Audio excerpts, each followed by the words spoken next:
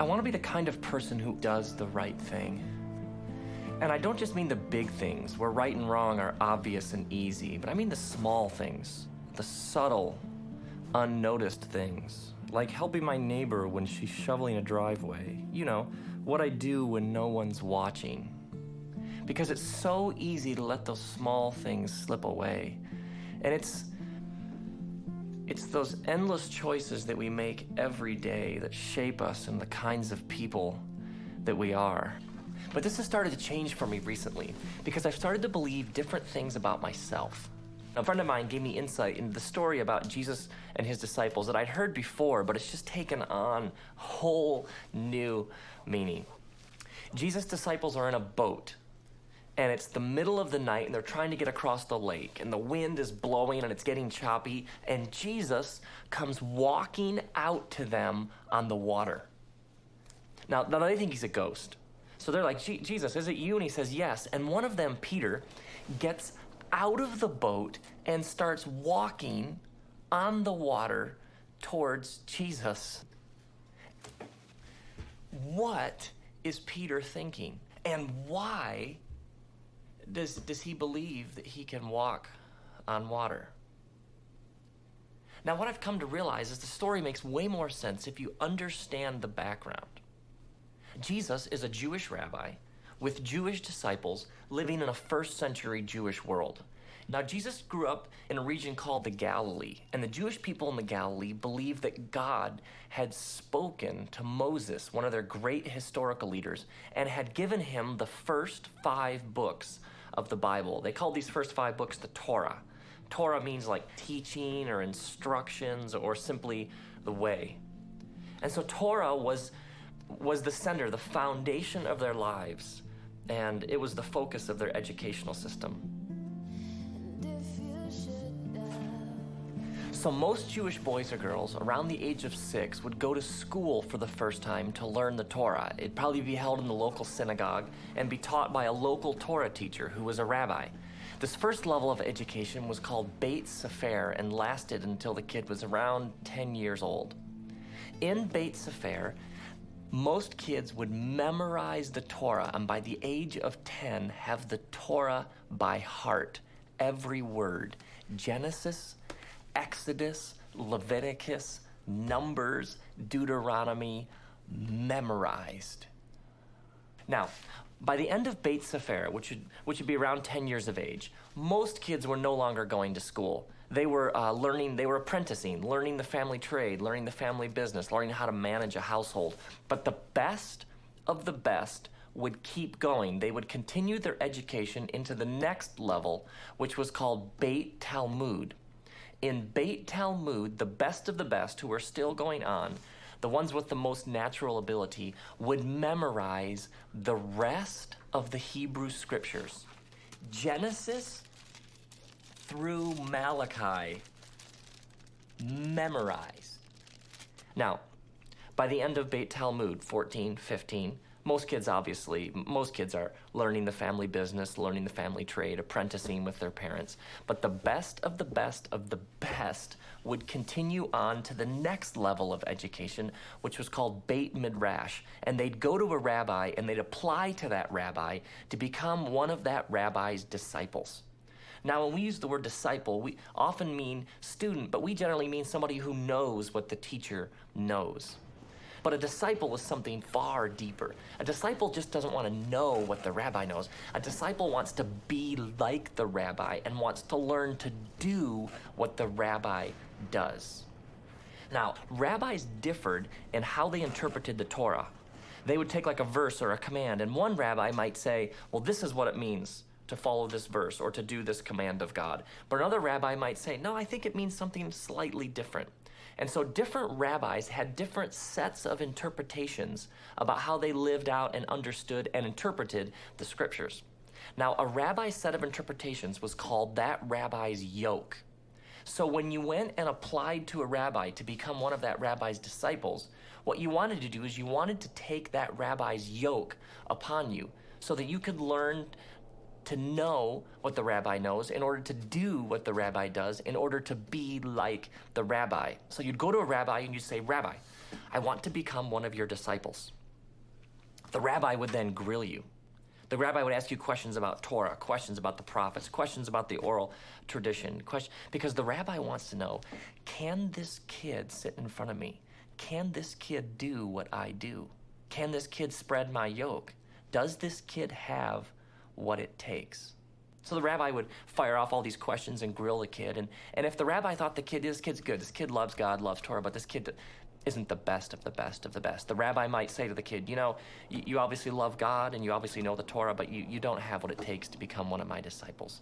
And so the rabbi might say something like, go and continue learning your family trade, continue plying your family trade. But if the rabbi thinks this kid has got it, I think this kid could do what I do, the rabbi would say to the kid, come, follow me. And so you would leave as this, 14, 15-year-old kid, you would leave your family, your friends, your synagogue, your village, and you would devote your entire life to being like your rabbi, learning to do what your rabbi does. This is what it means to be a disciple.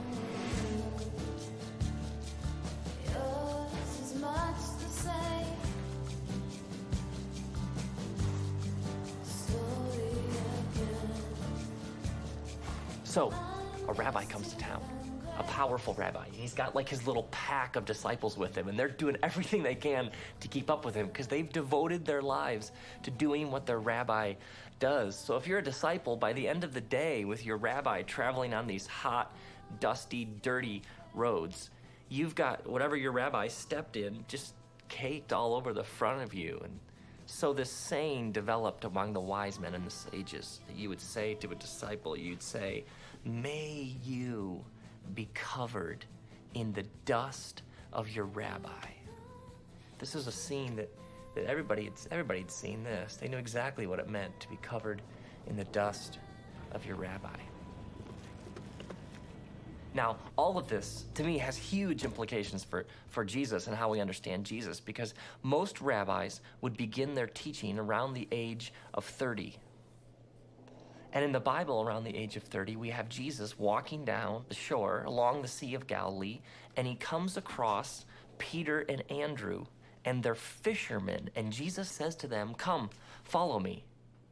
Well, if they're fishermen, and Jesus calls them to be his disciples, then they're not following another rabbi. And if they're not following another rabbi, they're not the best of the best. They didn't make the cut. Then the text continues. It says that at once they dropped their nets and followed him, which I've always thought is a bit strange. I mean, it's odd, isn't it? That they just drop them and go. And some of those Christian movies don't help, do they? I mean, it's like Jesus comes down the beach and he's in this white bathrobe and he has this light blue beauty pageant sash on, you know, and his hair is blow dried and he's Swedish, and he calls the disciples and they're kind of these robots. They kind of come around and go after him. If you understand it, like in its original context, it starts to make perfect sense. I mean, rabbis were the most honored, respected, revered people anywhere. I mean, the best of the best of the best are the only ones who got to be rabbis. And this rabbi comes down the beach and says to you, come follow me. Well, what's he really saying? What he's really saying is, I think you could do what I do. I mean, he's saying you can be like me. Of course you drop your nets and follow him. And then the text even continues. It says that he comes across James and John, and they're fishing with their father Zebedee. Now, if they're fishing with their father, what are they? They're apprentices. They're learning the family business. And if he calls them to be his disciples, and they're not the disciples of some other rabbi. So James and John, they're not good enoughs. They didn't make the cut either. They aren't the best of the best. And how old are they? 15? 16? 20? These are not old men. They're young. Jesus chooses them because his movement is for everybody. It's for rich and for poor and for women and men and educated and uneducated.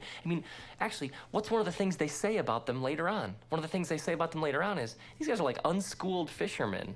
It's for the peasants and the scholars. It's like a movement of anybody's, and he calls them the JV, the B team, the not good enoughs.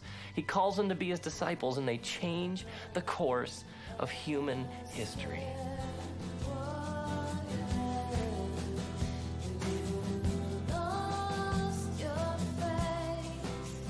So back to the walking on water thing.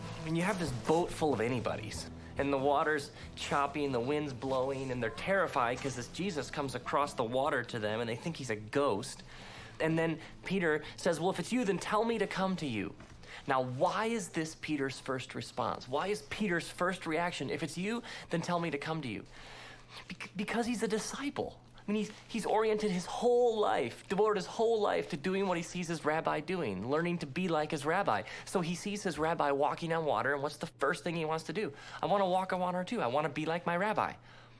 And so Peter gets out of the boat, and he starts walking on the water, but he starts to sink, and he yells out, Jesus, save me. And the text reads that Jesus immediately caught him and said, you of little faith, why did you doubt? Now, I always assumed that Peter doubts Jesus, but Jesus isn't sinking. Who does Peter doubt? He doubts himself. He loses faith in himself that he can actually be like his rabbi. Jesus wouldn't have called him if he didn't think he could be like him. Jesus even reminds his disciples of this at one point. He says to them, wait, you didn't choose me, I chose you. The rabbi doesn't choose you unless the rabbi thinks that you can do what he does, that you can be like him. All my life I've heard people talk about believing in God. But God believes in us, in you, in me. Faith in Jesus is important, but what about Jesus' faith in us? He must have faith in us because he leaves it all in the hands of these disciples. And what's the last thing Jesus says to them? He says to them, now you go and make more disciples. He leaves it all in the hands of these anybody's, and they do it. What if we can actually be the kinds of people that God created us to be? What if he actually believes that? What if he actually believes that we can be the kind of people who live like Jesus lived? And the kinds of people who take action because we're aware of all of these endless opportunities around us all the time for good, for beauty, for truth. Jesus has faith that you can follow him and you can be like him. He believes it.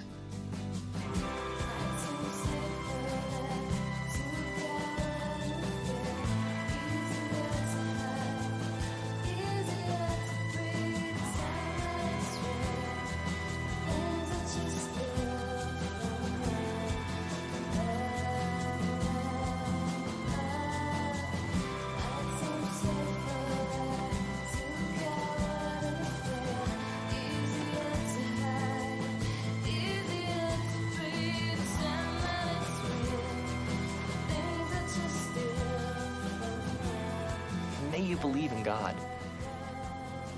but may you come to see that God believes in you. May you have faith in Jesus, but may you come to see that Jesus has faith that you can be like him. A person of love and compassion and truth. A person of forgiveness and peace and grace and joy and hope. And may you be covered in the dust of your rabbi, Jesus.